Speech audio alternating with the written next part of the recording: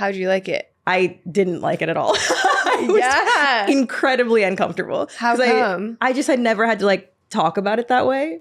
And also this was like, I don't know, 5 years ago at this point. And I hadn't really like thought about myself as someone that had anxiety.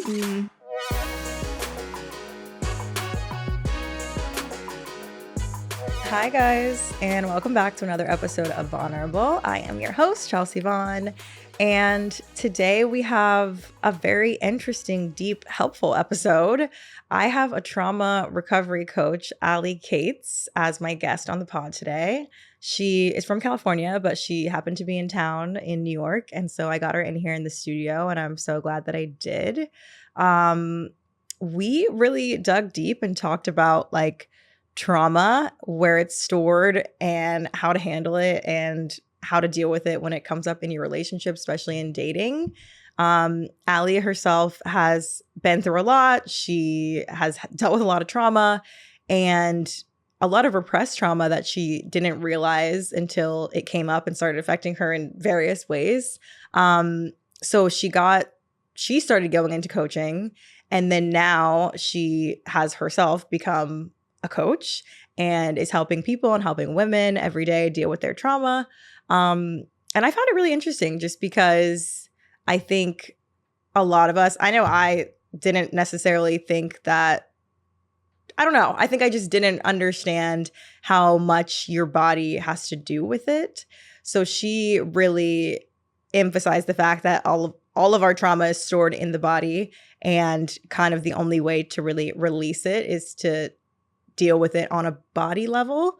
So I just found the whole thing very interesting, enlightening. She also just gave us some mental health tips for women to do right now that are actionable if you don't necessarily have access to a trauma recovery coach. So it's definitely a great episode that will be helpful to you. It was definitely helpful to me.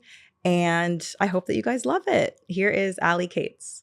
Hi, Allie. Hi. Welcome to the Vulnerable Studio. I'm so happy to have you here. I'm so excited to finally meet you. Yes, me too. We have been going back and forth on email for the longest, but I'm glad we were able to make this work, especially in person, because I feel like the virtual ones are not nearly as fun. Thanks for having me. So for anyone who doesn't know you, I like to start off with what's your age, what's your sign, and where are you from? Oh, I love that. Yeah, I love astrology.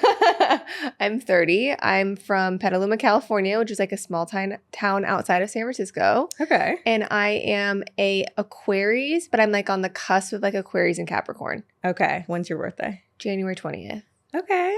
Right? That's like a cusper. I think so, yeah. It's like the 20s are always kind of going one way or the other. Yeah. What was the name of the town you're from? Petaluma. Petaluma. Do you know where like Sonoma County is, where like all the wine is? Yeah, I've been there. Yeah. So it's in Sonoma County. Okay, cool. Yeah. I went on this cute little like wine tour in a Volkswagen. Have you seen those? Yeah. It's like an old 70s like Volkswagen, and me and my friends, like, it was so fun. I love that. Cool. So my first segment is called What's Going Vaughn? And what's something going on in your life right now that you're excited about? Oh, that's a good question. I feel like the thing that I'm the most excited about is helping my clients right now. It's been like a really cool season of just like building a business and like supporting people going through just like mental health and trauma recovery. Yeah. So I feel like that has been like, I'm sure, you know, like running a business is a lot. And yeah, it's cool to see it like actually start to like get some legs underneath it. Yeah, that's amazing. I feel like for you, especially, not that mine isn't like helping people, but you're like directly seeing the impact of what you're doing in people. So I feel like that's also got to be super, super rewarding. Yeah, it is. So what exactly, I kind of like, obviously I read your story. I know you've been through a lot in your life. We don't have to get into like all of that and everything, but I do want to like hear how all of it kind of led you here and what it is exactly that you do. Because I don't know if people know exactly what a trauma recovery coach means. Mm-hmm. Yeah, I'll try to give you like my Reader's Digest version of it. Spark notes. But like essentially my husband and I lose 3 people in 9.5 months, and it brought up a lot of suppressed trauma that I had never dealt with and kind of shoved down, save for a rainy day. And I went into trauma recovery because I was like, what is this? I was at like my lowest low.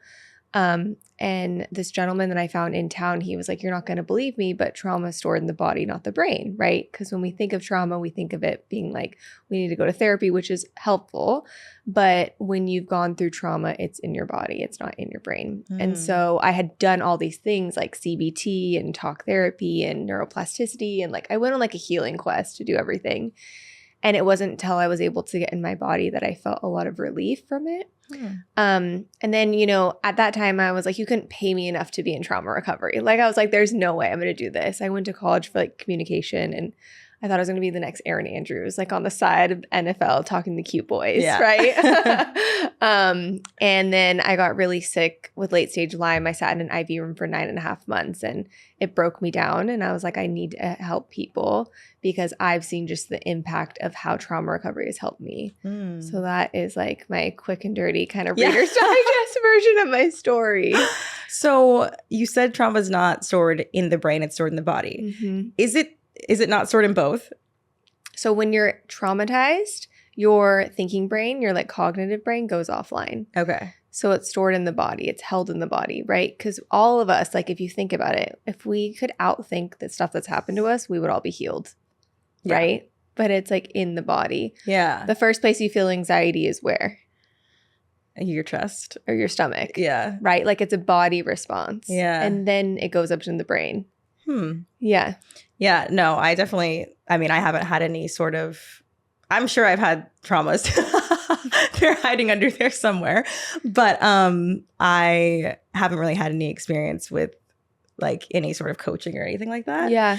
So I just find that interesting. And when you said that like you had a lot of loss and so all of these things started to come up, it was things that you didn't even remember happening? Yeah.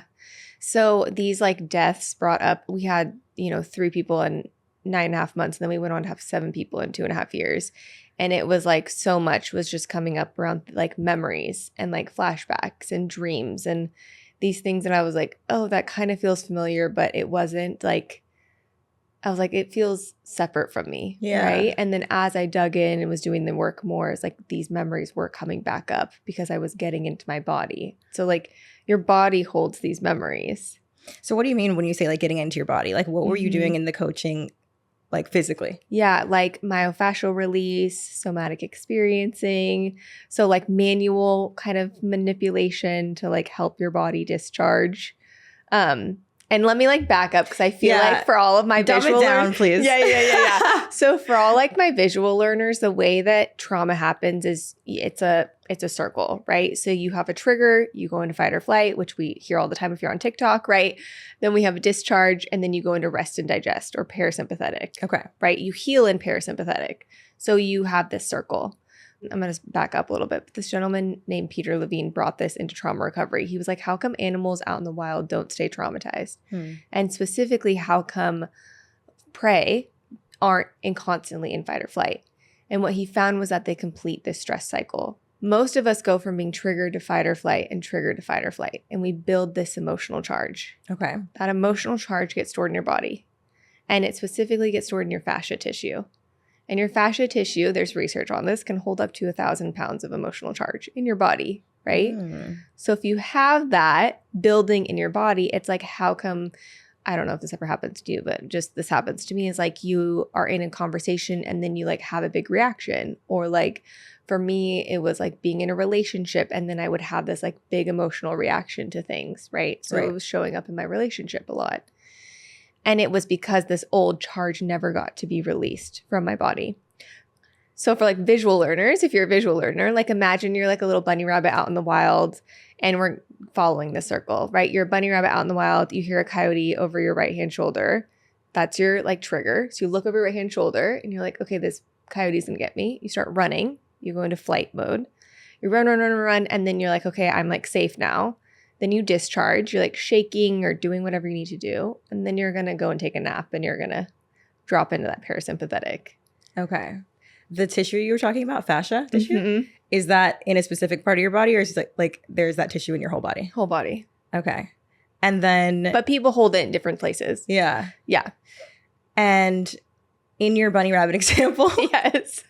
like why as humans do we go back from, like, why do we keep going back and forth to the trigger instead of to the third stage you were talking about?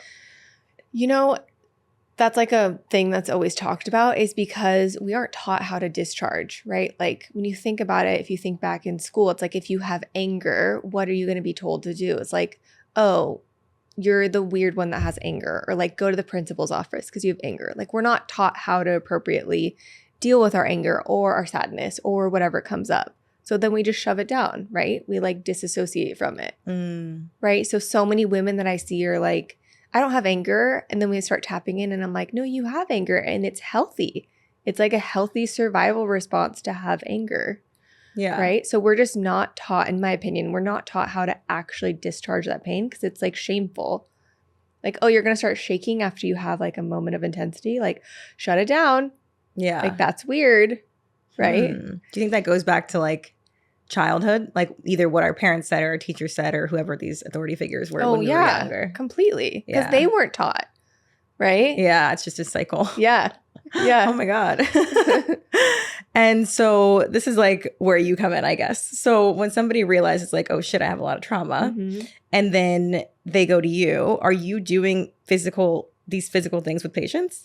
I am in person, or I'm doing somatic experiencing. So like what I explained to you about like that circle, this gentleman, I'm studying under him, Peter Levine, and you can do somatic experiencing, not like touching someone, right? So it doesn't have to be physical. Okay. Can you explain what the somatic experiencing is? Yeah. So you're helping people find like the best way I can break it down on a basic level is you're helping people find like resources in their body that feel safe versus the place in their body that doesn't feel safe. And it's hard to like put into words because we're working with the body. Right. Whenever I tell people this and they're like, what are you talking about? I'm like, I'll give you a session, like if you want a session so you can experience it. But it's hard to put into words. But essentially you're helping people complete those little cycles. Yeah. Okay.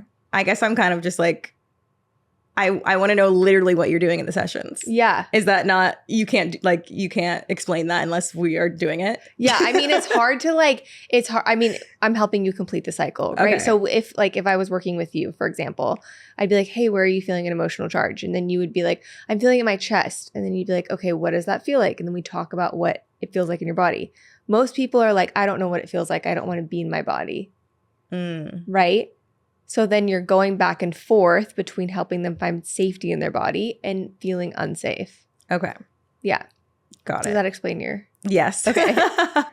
I actually went to a therapist one time, and I mean, I've been to therapy a bunch of times, but I started with my current therapist during COVID, so I've actually never met her, which is crazy. Yeah. Yeah, it's been all virtual for years. There's a woman out there that knows everything about my life, and I've never met her. But with my right before we broke up, we went to a couples therapist, and he was like, excuse me, he was asking me about my anxiety and like asking me to describe it as like a literal thing and comparing it to like, does it feel like this? Does it feel like a brick wall? Does it feel like if you were to describe the brick wall, would it like be malleable? Would it be this? Would it be that? And it was like a whole thing, which just reminded me of what you said. Yeah. How'd you like it? I didn't like it at all. It was incredibly uncomfortable. How come? I just had never had to like talk about it that way. And also this was like, I don't know, 5 years ago at this point, and I hadn't really like thought about myself as someone that had anxiety. Yeah. So then when he was like when I had to describe it, he was like, so it sounds like you're anxious. And I was just like, in my mind, I wasn't connecting this because I was just like, oh, I don't have anxiety. Like I don't have that. Yeah. But then I was able to later relate those like feelings because I feel anxious in my chest. Like, I don't know if other people feel it in the stomach or whatever. But when I'm a stomach gal. Okay. Yeah. When mine's really bad, it feels like pressure on my chest. Yeah. And not even like, I wouldn't say burning, but like maybe burning is the right. I don't know. It just feels like very much pressure here. I haven't felt that in a while, thank God. Yeah. But yeah, that experience at the therapist's office made me so uncomfortable that you wanted to crawl out of your skin. Yeah. Yeah. And leave. Like I cried in the bathroom on the way out because I was just like, that was a lot. Yeah. And most people had that reaction, right? Because it's like we're not taught like, okay, well, how are you feeling it in your body? Like this is a lot to actually feel. You're like, no, I want to like float around. Like you kind of want to disassociate, right, from the feeling. Yeah, I was just in, I guess, denial at that point because I was like, anxiety. I don't know her. Yeah. So I want to go back to therapy because, or just like traditional therapy, because I feel like obviously there's a lot of therapists on TikTok. Like it's a big hot topic. Yeah. Everyone like, I feel like guys now know that like girls want a guy that's in therapy. So they just like say they're in therapy to be hot. Is that like on the dating apps? You're like, you must go to therapy. Literally. And like in their bio, they'll be like, I'm in therapy. You're like, okay. You're not fooling us, sir. But I wanted to kind of talk about what you feel, like where you feel therapy is kind of like missing the mark on trauma. Yeah. Yeah. So one is like, I think therapy is so helpful. I think it is so helpful for like actually validating your feelings and what's going on and what has happened, right? Totally. Where therapy misses the mark is that it doesn't work with the body. And so when you have gone through trauma, your thinking brain, your cognitive brain is offline. So you can't really work with your cognitive brain if it's offline, right? Yeah. So that's where like I have a lot of clients that have been like, I've been to 10 years of talk therapy, and then we're like helping them get in their body, and it's uncomfortable. Like that experience that you're saying, right. Like, it is so painful. You're like, I do not want to be here, because you've cognitively understood like, oh, this is anxiety or this is whatever it is. And so you like can understand it thinking about it, but actually feeling it in your body is so disarming. Do you think that you need to go through the therapy talking part before you can even get to the body part? I think it depends on who you are, for sure. Yeah. Like for me, you know, kind of like the hill that I will die on in mental health is that talk therapy, if you have been through trauma, you need some type of body integration because your body is holding on to the trauma, right? But I do think that it has helped me in the past. It has been an incredible tool, but like for me, the thing is that I had been through like CBT and EMDR and hypnotherapy and neuroplasticity, and like none of those things were moving the needle because they weren't like addressing the body piece of it because of the trauma, right? And you went through all those things after you realized, like uncovered that everything that you were repressing. Yeah. I mean, I went through those things when I was feeling that, like that day when I was like 22 and all of this stuff came up in a really big way. I was feeling, you know, so overwhelmed that I went on this healing quest. And I had been to like counseling and therapy before in like childhood and teenage years. And that's when I tried everything like CBT, and not CBT. CBD too. Yeah, scratch that now. CBT. And then after I tried everything and I was like, oh my gosh, what's wrong with me? This isn't working, is when I found someone that helped me do the work to get in my body and was doing the myofascial and the somatic experiencing work. Yeah. So, and that is what moved the needle for me. Got it. I feel like everyone has trauma, like on a small level. Do you agree with that? Like, do you think that there's not one single person walking around the world that doesn't have some sort of trauma? You know what's funny is like I go back and forth between that because I think that it's defined by the person, right? And what they've gone through. Right. So I feel like for me, I can't be like, oh, everyone has trauma or everyone doesn't. Yeah. I think it's up for them to like uncover that. But I'm with you, is that like the general theme is that everyone has been through something. No one's gone unscathed. Right. Yeah. But I guess you're right, because it depends on how you're defining it. Because if someone sat here and was like, hey, do you have any trauma? Or like if I was on a date and people were like, yeah, I have a lot of trauma in my life, like blah, blah, blah. And I'm like, I don't relate. Like I personally wouldn't feel like that. But then there are things that I probably don't understand that are affecting me and like coming out in other ways. Do you know what I mean? Yes. Like you didn't know that when you were 22. No. Well, you couldn't remember a lot of things that happened to you. And what if there are things deep down in me that I literally don't remember? Yeah. Right. Exactly. Like my thing was that I knew that it was affecting my like personal relationship. Like, do you watch Yellowstone? No. Okay. Do you know who Beth Dutton is? Mm-mm. Okay. Well, yeah, sorry. She's like this character who like essentially she's like a lawyer and she can like drop you with her words. Like she goes into fight mode a lot and can drop you with her words. That was me. It's like anytime I was feeling any sort of vulnerable or anything with my partner, like I would just cut him where it hurts. And I was like, I don't know where this is coming from. Like I would get so triggered, right? Because my past relationships were being brought into my present relationships. And then I was reenacting them on Ryan. Yeah. And that's trauma. Right. Is you're taking your past, you're bringing it into your present, and you're reenacting it in the present moment and being like validated that this is what's happening. Yeah.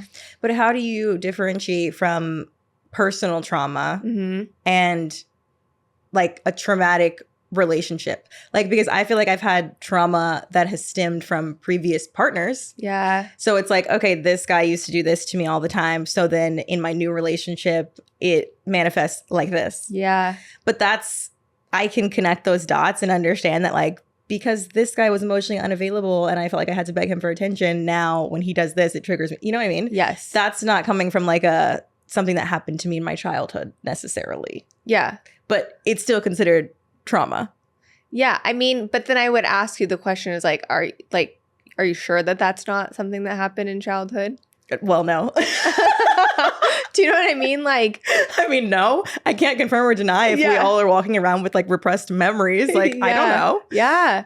And maybe like it could go back to like, well, why did I pick guy A when he was emotionally available? Okay, then maybe something in my childhood because of, you know what I mean? Totally. Like it's all connected. Yeah. Which is crazy. Yeah.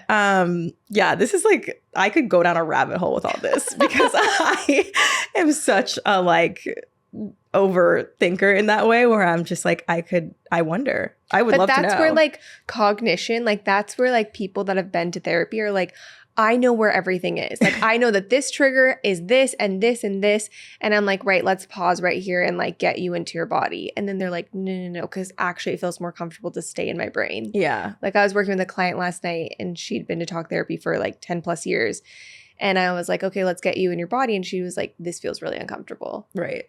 And then you're like, okay, like we're just working with that, like just level of uncomfort. Yeah. Bringing you back to safety, right? Because she's like, but I want to make meaning over it. Like, I want to know why this is happening. That's me. Yeah, it's most of us. I feel like everyone that I talk to is like, we always want to make meaning over the thing. Yeah. Yeah. I mean, I feel like it sounds like both can be helpful. Yeah. Because, yeah, I mean, I get a lot of, I feel like, good out of talking in therapy. Yeah. But I also think it's good when you're like pushed to be more uncomfortable. Because when I first started talking in therapy, I was very uncomfortable. Yeah. Because I'm just not, I haven't been in the past a super vulnerable person. This is a stranger. Like, I don't want to tell them. Like, I feel like the first 4 to 6 sessions with my therapist, like we were just shooting the shit. Yeah. So I was just like, you're going to have to dig with me. Like, you have to kind of go there. And she was just letting me say whatever I wanted to say until I got comfortable. She's like, we can do this all day. And eventually we got there. But yeah, I think I'm at the point where like, I'm not that uncomfortable talking about it anymore. But I feel like if there was a body experience, I would be very uncomfortable. But look at how much growth there is. Yeah. And like you have a podcast. I know. Do you know what I mean? Like talking about vulnerable. I know. Yeah. But how cool is that? Like that's a lot of growth. Thank you. Yeah, you're welcome. Yeah. No, I mean, I would not have been able to do this 5 years ago, for sure. But let's bring this back to relationships. Yeah. Let's say you're dating someone and maybe they're triggered by some things or that you're doing. Yeah. Okay. And you don't necessarily understand why, or like it's come and they don't necessarily understand why. Like, how can you kind of navigate around trauma when it comes to dating? Because whoever you're dating might not even understand. Yeah, that's the hard piece of it, right? Because then you have like what's called like a trigger fest where like this partner is triggered by what you're doing and then you're trying to keep together and then you're triggered by what they're doing and then you're like yeah. And no one's rational brain is online when this is happening, right? Yeah. So that's where it becomes challenging is like when you're triggered, you have no regulation in your nervous system. You're in that flight mode. You're that bunny rabbit running away from the like coyote. Right? So doing something like, I don't know, if I was working with a client where they were, give me a little bit more context. Like they were, And it can be hypothetical. I know. I'm like immediately goes to examples. You're like, what do I say? Yeah, not trying to. Yeah. Let me think about something. Okay, let's say someone that was cheated on. Okay, so yeah. They really want to be a secure partner in this relationship. Their new partner has done nothing to make them like think that they're untrustworthy, but they are triggered because they see like them talking to another girl when they're out, or like they see them texting a girl that's a girlfriend, or they're looking at their Instagram likes and they saw like they followed a bunch of new girls when they were out with their boyfriend, whatever. Yeah. Like something that triggers someone that's been cheated on because I don't know if they have trust issues or whatever. That's my hypothetical example. Okay, yeah. So then that would be, I mean, that's like trauma right there. Right? Cheating. Well, yeah, it's like the past is being brought into the present, and then you're reenacting that in the present. So this thing that happened in the past, like the cheating that happened in the past, you're bringing that into the present because your body's like, oh my gosh, these are the signals that I should have been paying attention to catch what was happening. Yeah. Right? Which is like a healthy response. Right. Is being like, oh my gosh, I should have known these things. Right? Yeah. And then you're like, well, I need to catch it now. So I need to freak out now so that I don't get vulnerable and I don't get scared and I don't get hurt. Yeah. So then you're like, I'm going to do the thing. And then they're like, well, you're sabotaging the relationship because you're doing the thing. And you're like, well, because what's happening? Right. And it doesn't make logical sense because it's a body response. Like I can relate to this. Like I was never cheated on, but I saw my mom be cheated on by her partner. And so I would pick up on these little habits, right, of like what was happening. Right. And then I'm like, why is this mine? Like I was never cheated on. How come this is mine? But it was because there was like this feeling of like, oh, this is what's going to happen to me. Right. And so it's such a body response. It doesn't make sense. Like when I'm talking about it right now, it's like, it doesn't make sense. Or if you talk to a girlfriend, they'd be like, you're fine. That's not making sense. Yeah. And it's because it's a body response. Like your body's telling you it makes sense. Right. And then you're affirmed. You're like, no, you're cheating on me. Right? Okay, so then how do you fix it? Like if you're not going to a trauma recovery coach and you're just a regular schmegular person dating, like how do you stop this cycle then? Because nobody wants to be in their relationship thinking their partner's a cheater when they're not even cheating on them. Yeah. I would say if you're not working with someone. Right. Like yeah. Let me. Yeah, because is the only solution, I guess. I don't think it's realistic for everyone to be going to a trauma recovery coach. 100%. I would say writing down your pattern of like, okay, this is the thing that triggers me. So writing down like, or even going back like a second before you get triggered, which can be really hard. But like, what's the thing that happens right before I get triggered? And then writing that down. And like following the loop. Like, okay, then I freak out and then I spiral in my head and then I get depressed and then I call a girlfriend and then she rationalized me and then he comes home and then I still freak out and then it happens again. So like noticing your pattern so that you can try to catch your pattern before it's happening.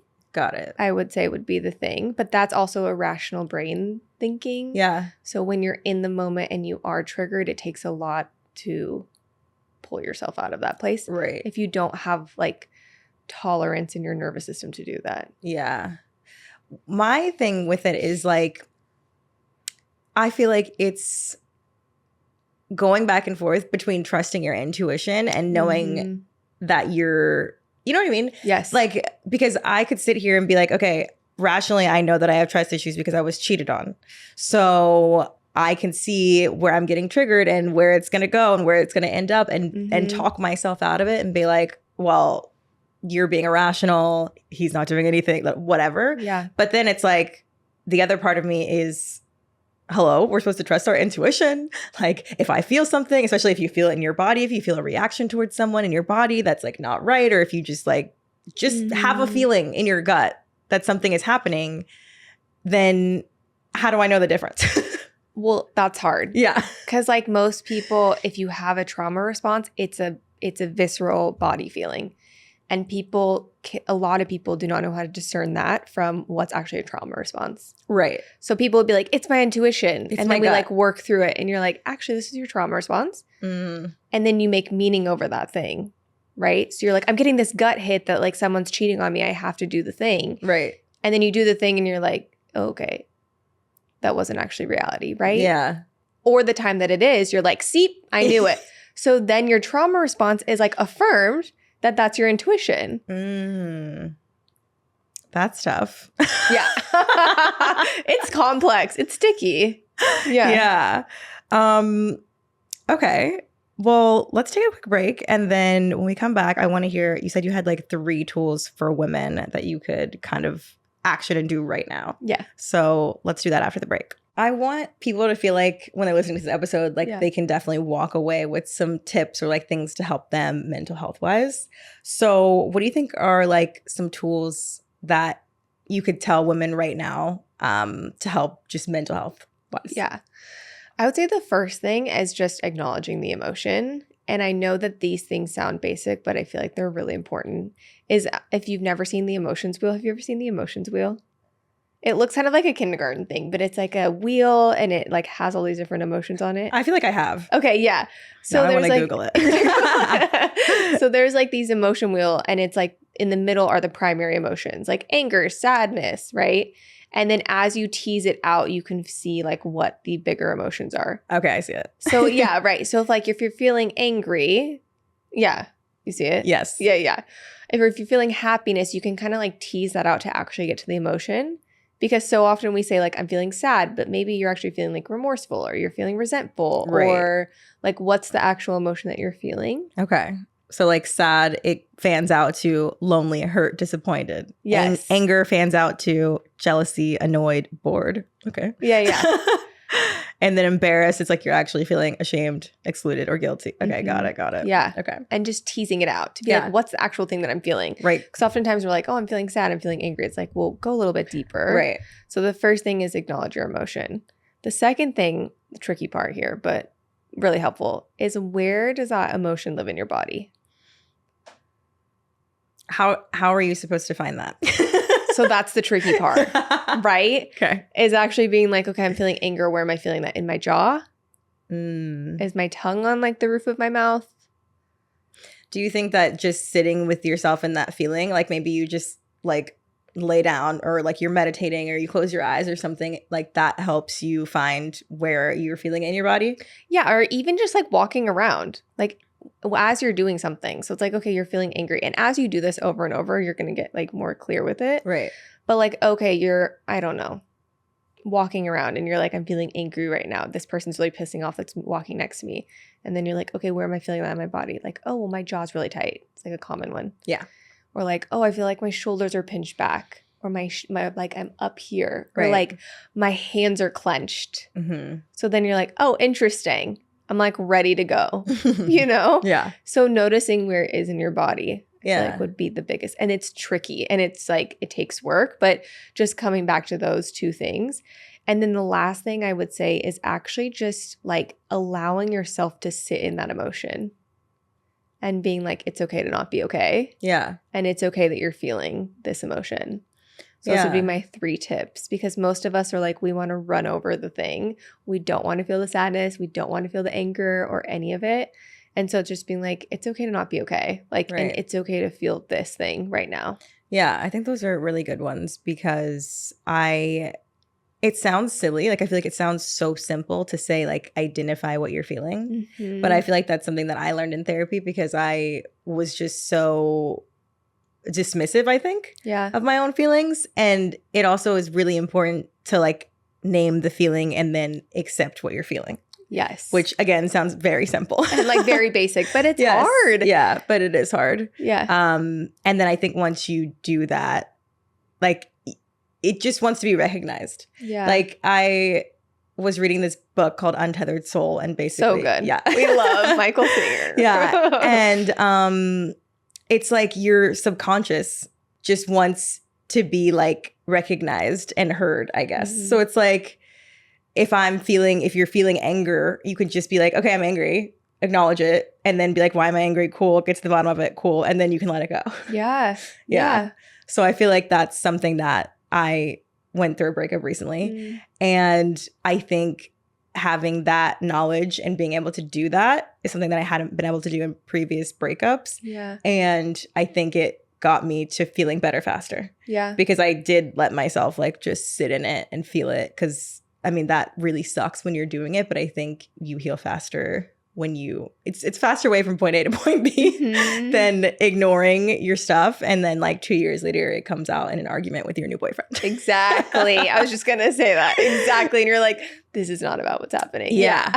Yeah. And then the body thing, I think even what you said about just asking yourself that question alone, I think makes a difference. Because like that's not something I would normally ask myself if I'm like feeling anything. Like where am I feeling this? But as soon as you have that conscious thought about it, then you realize your hands are clenched or your shoulders are like high, you know? Yeah. So those are really good ones. Amazing. This has been so great. I have one final question for my guests. I ask, is there anything that you want to be vulnerable about?